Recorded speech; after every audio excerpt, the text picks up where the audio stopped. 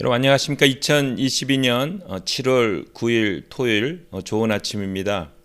오늘 매일 한절 큐티 본문 말씀은 히브리서 7장 1절과 10절입니다. 말씀의 제목은 예수님의 모형 멜기세덱입니다.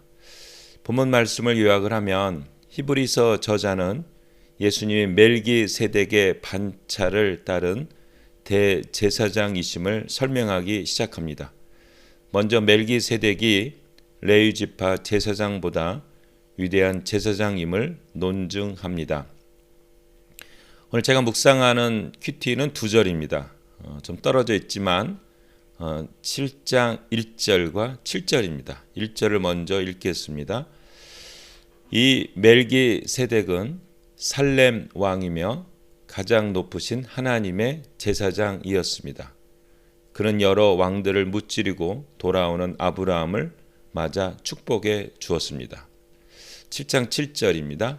일반적으로 축복은 윗사람이 아랫사람에게 하는 것입니다. 입니다. 멜기세덱은 성경에서 가장 신비스러운 사람이죠. 성경에 딱 3번 나옵니다. 창세기 14장에 나오고 시편 110편에 나오고 그 다음에 오늘 히브리서에 이 멜기세덱이 나옵니다. 창세기나 시편은 그냥 갑자기 이렇게 나와요. 그러니까 뭐 설명도 없고 어디서 태어났는지 어디서 왔는지도 모르고 갑자기 이렇게 나옵니다. 그래서 유대인들이 성경에서 가장 신비스러운 사람 1위 하면 멜기세덱을 이제 뽑았습니다. 근데 멜기세덱을 이제 소개한 게 그 창세기 14장에 보면 이렇게 나옵니다. 멜기세덱은 살렘 왕이며 가장 높으신 하나님의 제사장이었습니다. 이렇게 소개가요. 이 살렘 하면은 평화죠. 왕입니다. 그 다음에 제사장이에요. 그래서 히브리서 저자는 이 멜기세덱이 바로 예수님의 그림자다. 예수님을 상징하는 거다. 바로 예수님은 이 레위 자손을 통한 제사장이 아니라 바로 이 멜기세덱의 계열의 제사장이다. 그러면서 7장 7절에 이르잖아요. 축복은 윗사람이, 축복은 높은 사람이, 강한 사람이, 힘센 사람이 아랫사람에게 하는 거죠. 그렇죠. 어른이 아이들에게 축복하지 5살짜리가 아빠, 내가 아빠를 축복해 줄게요 해서 축복하는 사람이 없죠. 그럼 이 자식이 이렇게 나오죠. 마찬가지로 유대인들에서 가장 큰 어른은 누구십니까? 아브라함이거든요. 아브라함이 가장 큰 조상이에요. 그 아브라함의 머리에 손을 얹고 축복한 사람이 누굽니까? 바로 이 살레막이고 하나님의 제사장인 멜기세덱이죠. 그래서 이 레위도 결국은 아브라함의 자손이잖아요. 이게 결국은 쭉 내려가면. 그래서 멜기세덱이 더 위대하다. 예수님은 바로 이 멜기세덱의 계열에 따르는 대제사장이다. 이렇게 설명합니다. 이게 왜 자꾸 이 멜기세덱을 얘기하냐면 이제 기독교를 믿었던 유대인들이 이제 다시 정통 유대교로 이렇게 이제 가요. 그러면 이제 이 사람 이렇게 얘기하죠. 야, 구원은 예수님밖에 없어. 이제 설명을 하는 거예요. 그리고 우리 죄를 씻은 것은 예수님의 보혈의 피밖에 없어. 이렇게 설명을 하잖아요. 기독교인들이. 그러면 정통 유대인들은 무슨 말씀을 하시는 겁니까? 성전이 있고 제사 제도가 있어요. 아니, 하나님께서 구약에 제사를 드리면 죄를 씻는다고 하지 않았습니까? 예수님의 꼭 피를, 보혈을 믿어야만 됩니까? 우리는 제사 제도가 있어서 마찬가지입니다. 이건 하나님이 약속하신 것입니다. 이제 이 얘기를 하는 거예요. 이걸 설명하기가 어려워요. 그렇지. 그 당시에는 성전이 있었거든요. 성전 멸망 전이거든요. 성전이 있고 제사 제도가 있으면 번제, 소제, 화목제, 속제제, 속건제 드리면 그 죄 씻음 받는 거 아니야? 대속제일에 그거 하면 쫙 다 씻어준다고 하지 않았나? 도대체 근데 어떻게 예수만 구원이 두 길인가 보네.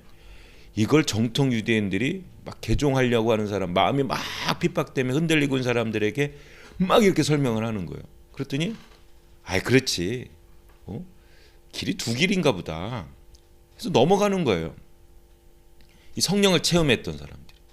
근데 히브리서 저자는 No! 이미 이 육신, 아브라함의 자손 레위의 제사, 이 제도는 이미 끝났다. 이제는 멜기세덱과 같은 이 가장 높으신 예수 그리스도, 살렘 왕이며 높으신 하나님의 제사장, 이 예수만을 통해서 죄를 씻고 구원을 받고 하나님 앞에 갈 수 있다. 이렇게 설명을 이제부터 구체적으로, 논리적으로, 이 영적으로 이렇게 설명을 하고 있습니다. 마태복음 11장 5절에 보면 세례 요한이, 침례 요한이 이제 감옥에 갇혀 있는 거예요. 근데 이제 이 세례 요한이, 침례 요한이 예수님이 메시아면 자기를 구원해 줄 거라고 생각을 했겠죠. 특히 제자들. 근데 아무런 일이 없는 거예요. 그래서 제자 둘을 보내 질문합니다. 당신이 정말 메시아입니까? 아니면 다른 사람을 우리가 기다려야 됩니까? 이 말은 뭐냐면, 아니 메시아면은 의롭게 의로운 일을 하다가 감옥에 간 우리 선생님 세례 요한, 침례 요한을 이 감옥에서 빼줘야 되는 거 아닙니까? 당신은 능력이 있는 사람입니까? 이런 질문이 배후에 있는 거죠. 그때 예수님이 이 말씀을 하세요. 맹인이 보며 못 걷는 사람이 걸으며 나병 환자가 깨끗함을 받으며 못 듣는 자가 들으며 죽은 자가 살아나며 가난한 자에게 복음이 전파된다 하라 하는 것을 세례 요한, 침례 요한에게 이야기하라 이겁니다. 사실 이제 감옥에 갇힌 사람을 끄집어내는 거는 힘센 사람, 전쟁을 해서 무기를 써서 그래서 이렇게 끄집어내는 방법이 있잖아요. 근데 맹인이나 못 걷는 사람이, 나병 환자나 죽은 자나 못 듣지 못하는, 이거는 이미 하나님께 저주받은 인생들이고 그 당시에요. 그리고 이거는 치료받을 수 있는 길이 없잖아요. 돈으로 맹인이 보겠습니까? 돈으로 못 걷는 사람이 걷겠습니까? 힘으로, 권력으로, 이건 할 수가 없는 거예요. 이 메시아는, 그리스도는 바로 생명을 살리는 역사를 하시는 분이다라는 것을 예수님께서 설명하시면서 정치적인 메시아, 돈 많은 사람들, 권력 있는 사람보다 예수님이 더 위대하다는 것을 이야기하고 있습니다. 여러분이 원하시는 가장 훌륭한 사람은 누구십니까? 돈이 많으신 분이십니까? 힘이 많으신 분입니까? 그렇지 않습니다.